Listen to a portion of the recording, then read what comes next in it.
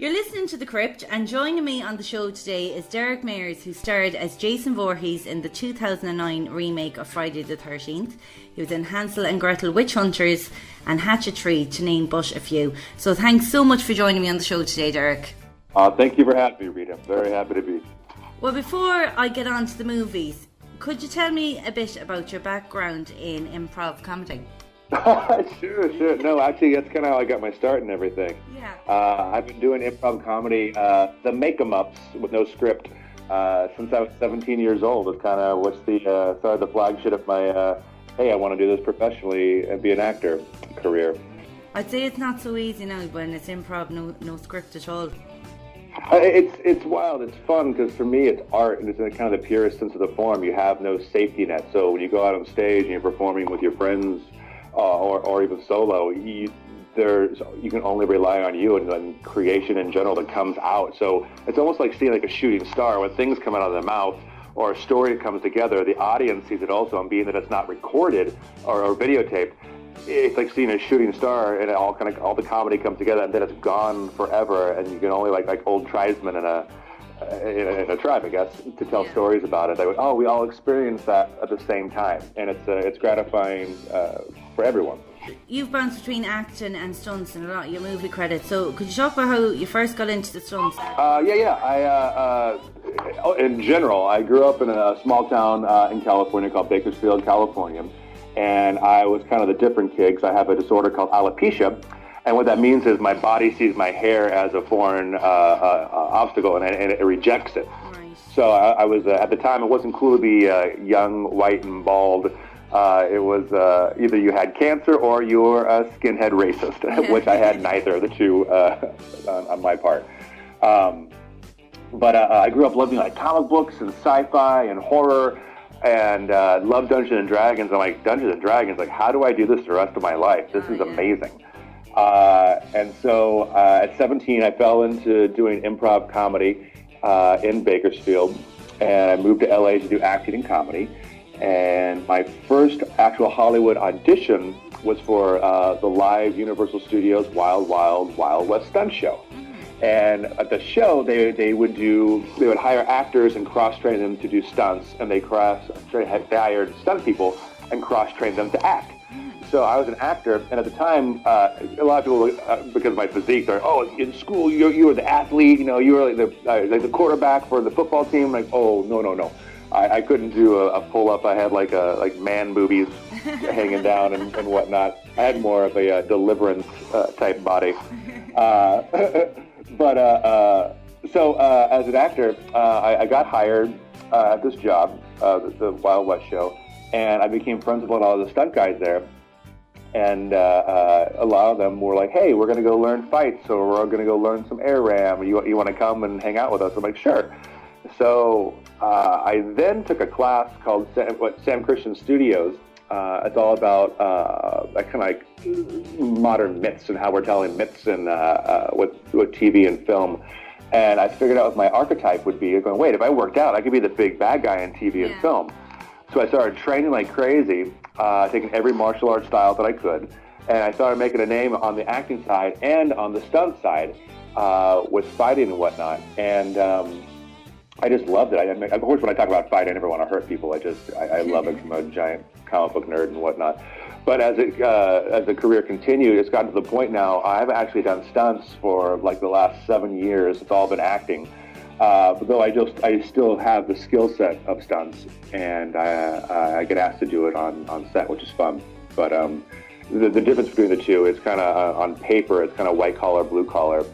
So I had to make a decision to do either or, and I'm very lucky now. Things have been fantastic, and I always say if my career ends today, it's been an amazing run. I'm very fortunate that the phone keeps ringing, and I get to travel the world and tell stories for a living. And then, of course, playing Jason was your first leading role in Friday the 13th. So how did that role come about? I had other independent leading roles before that, but it's the first like iconic, like worldwide, like everybody understands, like, oh, we know that character of Jason.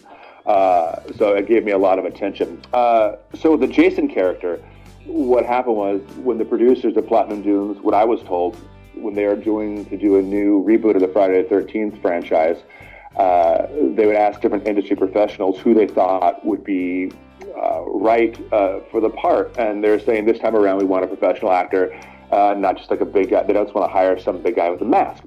And very fortunate, because my name kept getting mentioned in different circles and going, that's the guy you want. Yeah. So I went in and met with the casting director, and they're like, hey, there's no dialogue for this character, so we can't read you for it. Like, but the producers want a professional actor. Like, can you explain why you think that's beneficial? Yeah. And I talked about Greek mask theory, about the mask being one entity, the actor being a second entity, and the two coming together being a third.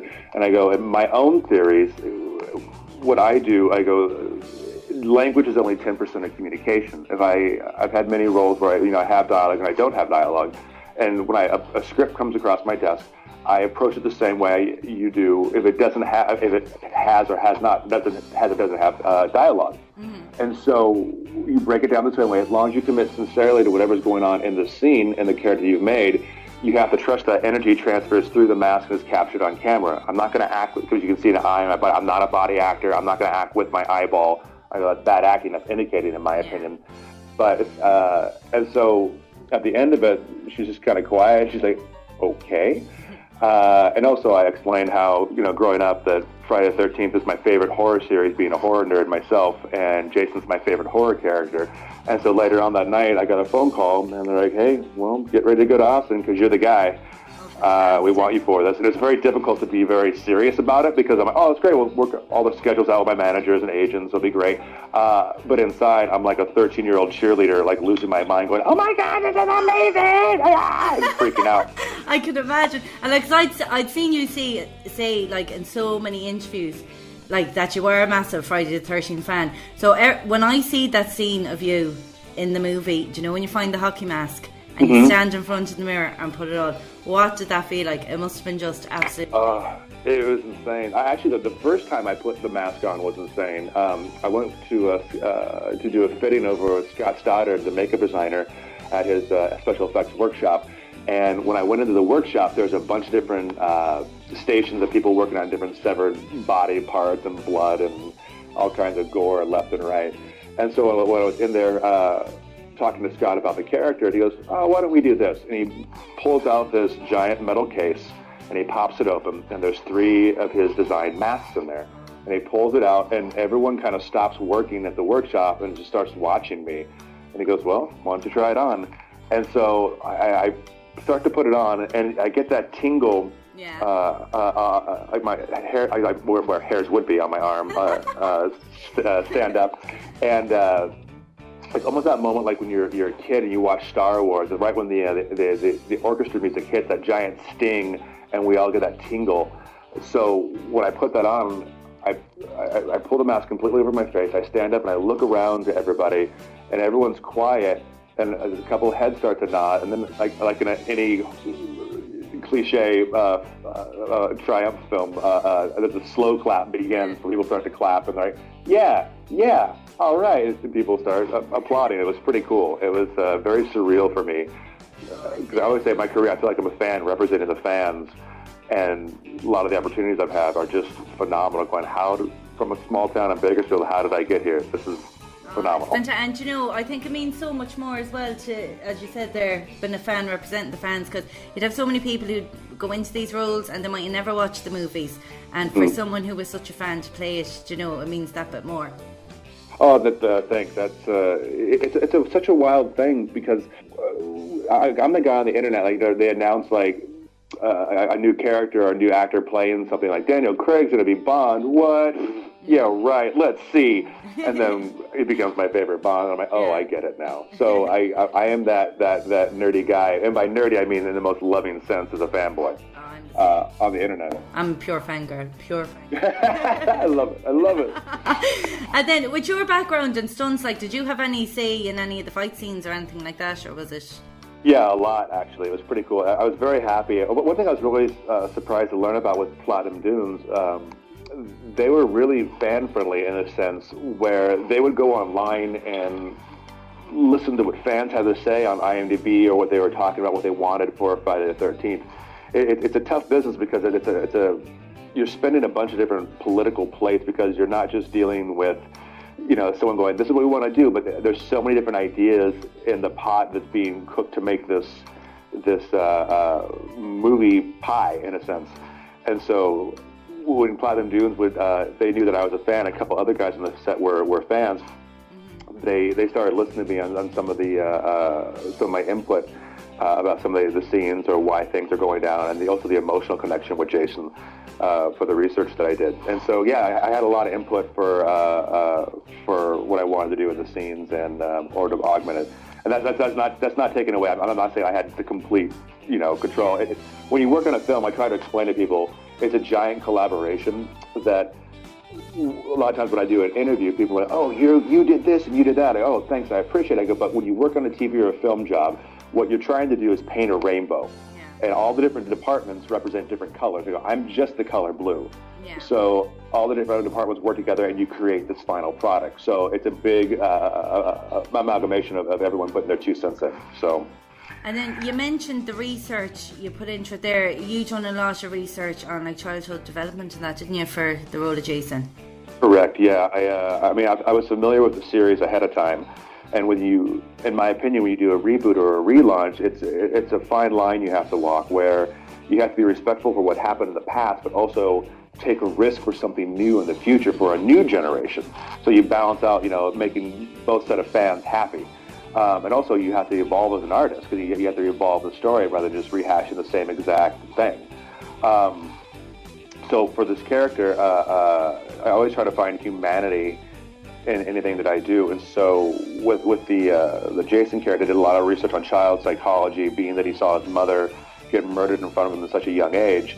In the way that I played the character, for my own 2 cents, was that he's been rejected by society already, and his mother is his only tie to love.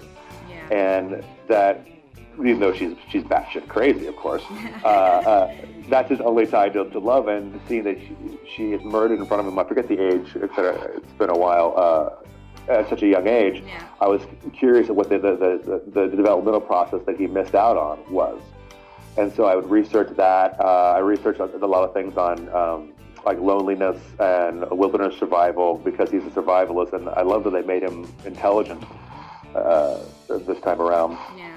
But the also bringing the ferocity for the character, being that his mother, he's pulled away in an outcast from society, he wants to be left alone, and so when these kids come into his part of the woods, he has a deal with the locals, like, you stay away from me, I'll stay away from you, we're totally fine. And so when these kids come in, it's almost like a Vietnam flashback, that these are the ones who murdered his mother, and that took away his only source of love, so that visceral emotional release. We all have that emotional keyboard inside of us, that like, if you hurt someone that I love, like I will defend that person and become primal in a sense. And so that's where a lot of the aggression came out for the character.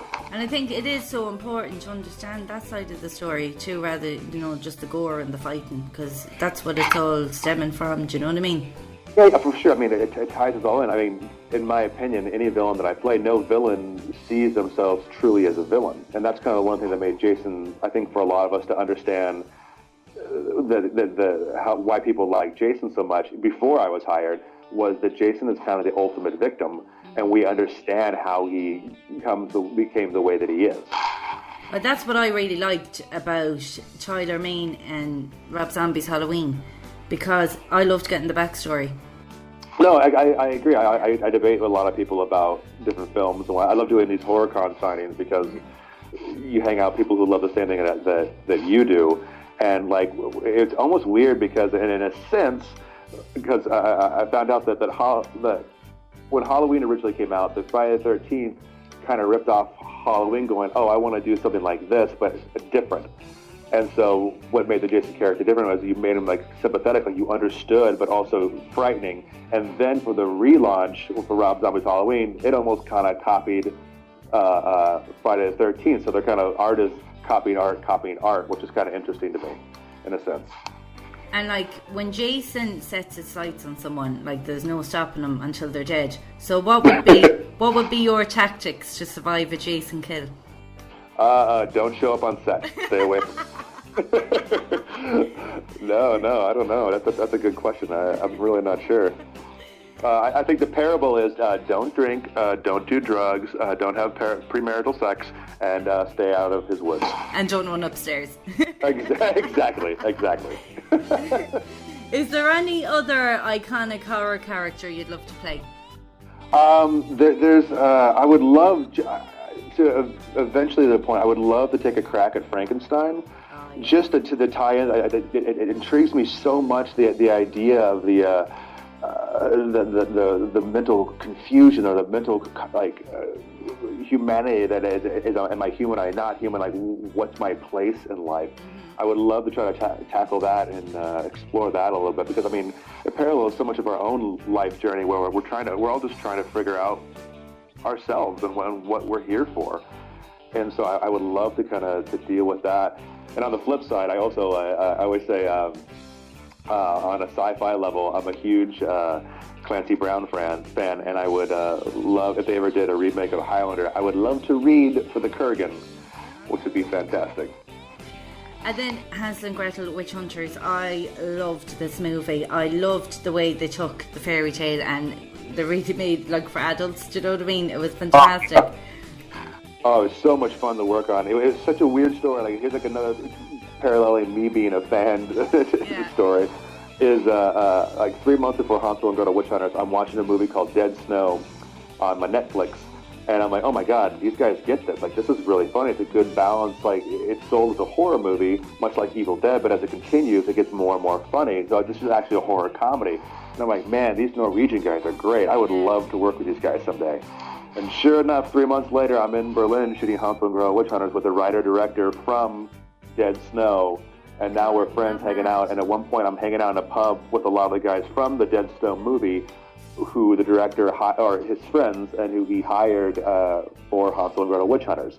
And it was very, very surreal. I feel like I jumped inside my TV. And now we're all friends. And I actually just finished shooting, not finished shooting, but actually it's coming out very soon, Dead Snow 2, which I'm super excited to be a part of. Excellent. But in Hansel and Gretel Witchhunters, you played Edward the Giant Troll. Such a lovable character.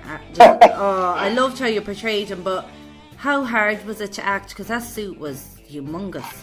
Yeah, it was rough. That's for the record, that's the most difficult job I have ever done before.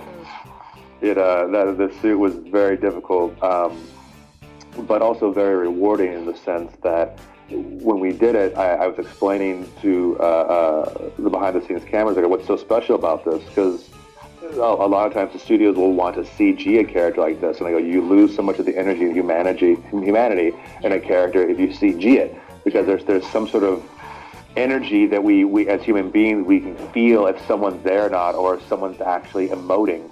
So I just said it for myself as a practical effects fan. Hollywood likes to follow trends, and if this goes over well and people like this character, you'll see more and more practical effects in TV and film. And I'm happy because it went over so well, and that's kind of what the trend is now starting to lean towards, is the throwback to going, you know what, we want to do this old school and make practical effects rather than doing completely computer generated. But the thing also, I'm not knocking completely computer generated. I think there's a balance between practical and CG where they can marry each other. And I think the art is to go like, I don't know how they did that, is the best compliment that you can give. That's the most fun of it, though, is sitting there trying to figure out how something was done, like, do you know, rather than just knowing it was all computer generated. It's definitely way better. Exactly. It's, I mean, the ultimate goal is to go, they just stop thinking about how it's created in general, and you're just into the character for the reality that it is, going, oh, okay. And you lose yourself in the story. And is there going to be a sequel to that? I'd read there was. Yeah, they're working on it right now. They're trying to get it off the ground, is what I've been told, and I really don't know many details about it, but I know that it did very well for Paramount, and they would like to do another one, which would be fun. I have to say, it was one of the best 3D movies I'd seen in a long time, because you're always going to 3D movies and you're so disappointed, but I found in this film I was ducking all the time because it was always excellent. and stick my hand in front of my face. You just natural reaction when you think something's coming at you. Exactly. Definitely. That's another thing also I love about Tommy. Tommy Workwilla, the director and writer, he's one of us. He's a horror fan, and he's so humble, but also incredibly talented. He doesn't buy into the Hollywood bullcrap, and he just creates. And so he's so easy to talk to and collaborate with because he gets it. He's seen all the references, all the movies that we've seen and enjoy and love, and just kind of having that same that same language is a huge tool when you're trying to create a project together. Yeah, exactly. And then your new movie is Compound Fracture. Yeah. So sorry, I cut you off.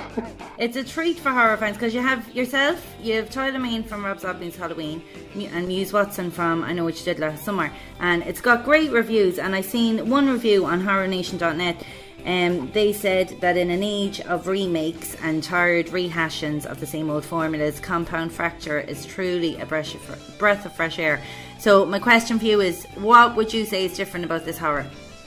I like hearing people's reactions that a lot of people think because Tyler and I are in it going, oh, it's going to be two giant slashers banging it out, which kind of happens. I mean, it does happen, but it's a different storytelling where it's about story. It's not just about the blood and the gore is there, but there's really these characters between Muse, myself, and Tyler. There's a lot of depth to them.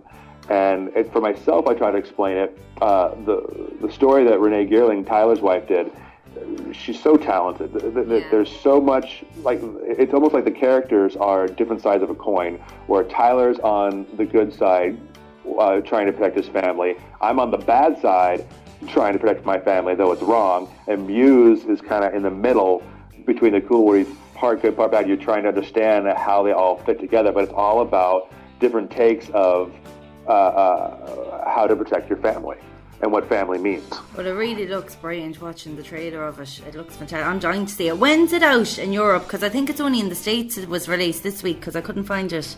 I'm sorry, the Skype keeps cutting in and out. So I'm like, I'm not trying to cut you off, but it's almost like it sounds like a probe droid on my end going up.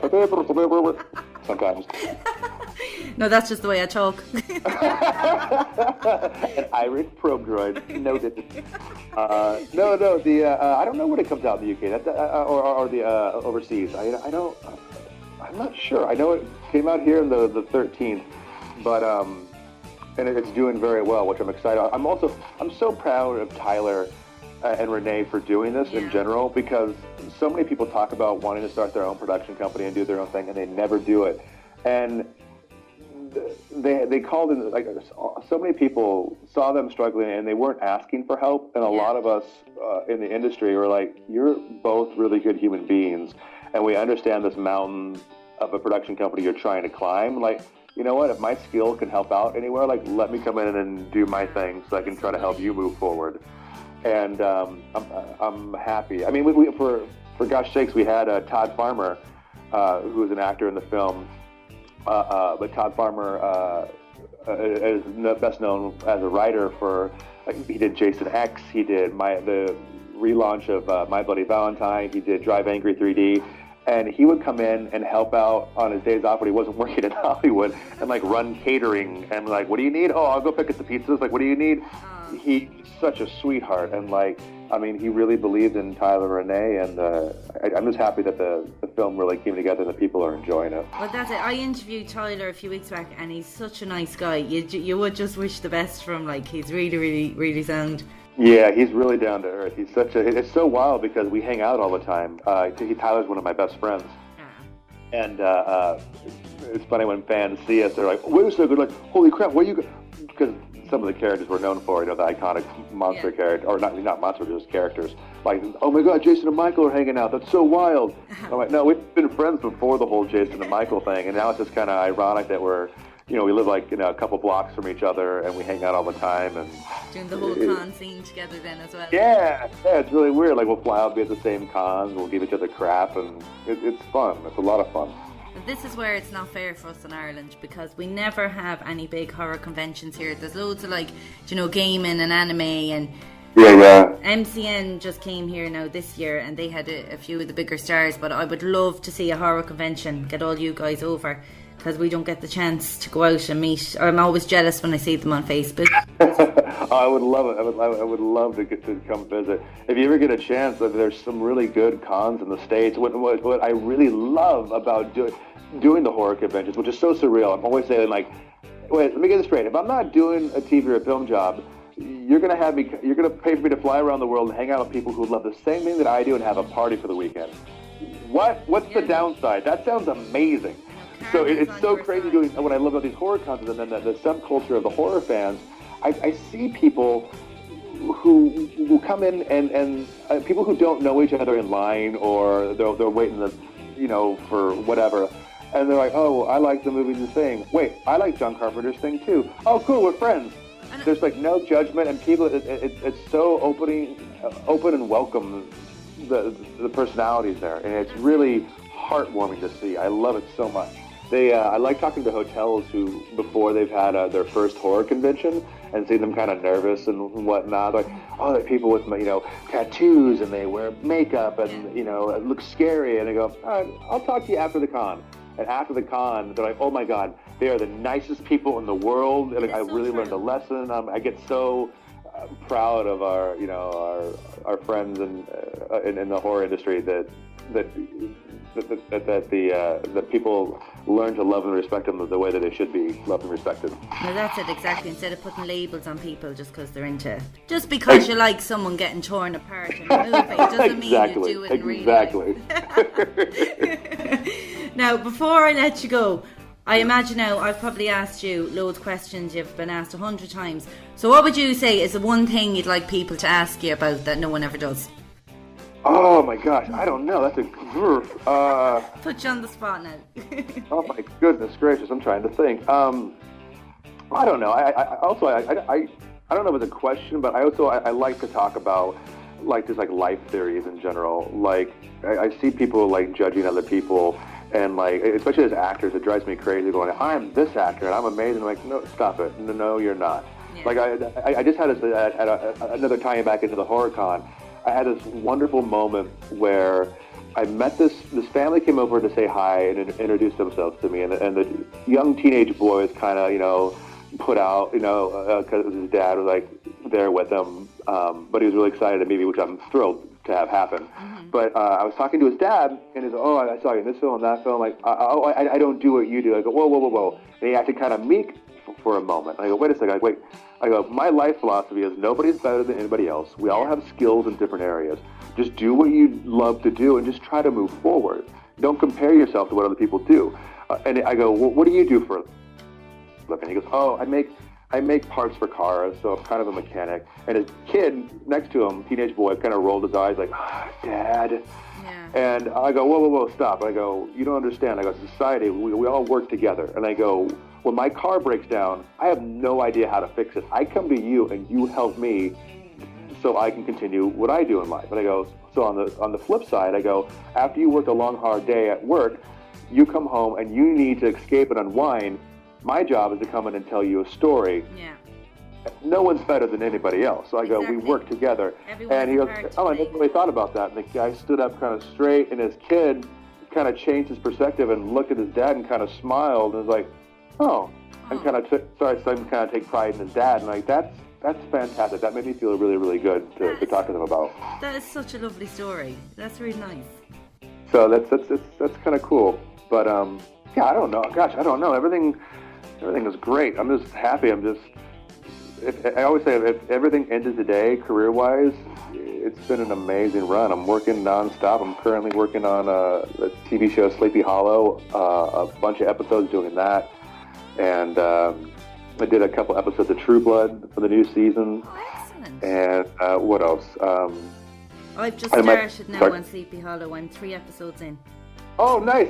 Here's the spoilers. Episode 4, this is what happens. Oh, sure. I don't know. All the supernatural shows I watch, I don't know how I have time to do anything. So many good ones. It's crazy. I am so addicted to Hannibal right now. I cannot stop watching Hannibal. I love it beyond love. And did you get into The Walking Dead? Yeah. I was collecting the comic books before, since issue 1 when it first came out. Going, man, what's this?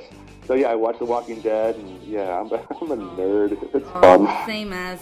So you can't beat it, huh? Yeah, right. Listen, Derek, thank you so much for joining me on the show today. It's been such a pleasure talking with you. Oh, thank you so much for your time, Rita. And I'm thrilled that you're doing this and representing horror in Ireland. Like you said, having such a small base. But I'm like, man, I'm so happy you're doing this. So thank you.